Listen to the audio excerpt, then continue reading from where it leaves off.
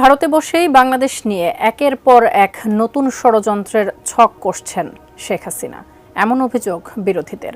কখনো শেখ হাসিনা বলছেন যে কোনো সময় তিনি চট করে দেশে ঢুকে পড়বেন, তো কখনো আবার নিজেকে বর্তমান প্রধানমন্ত্রী বলেই দাবি করছেন।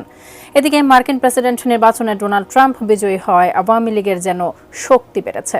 ট্রাম্পকে নিয়ে এরই মধ্যে খেলা শুরু করেছেন শেখ হাসিনা। বাংলাদেশের বিরুদ্ধে তাকে খেপিয়ে তুলতে গভীর ষড়যন্ত্রে মেতেছেন। সেই অনুযায়ী নেতাকর্মীদের নির্দেশনাও দিয়েছেন। তবে কি সেই ষড়যন্ত্র, কিভাবেই বা তা বাস্তবায়নের নির্দেশ দিলেন সাবেক প্রধানমন্ত্রী, জানাচ্ছেন এসআই রাজ।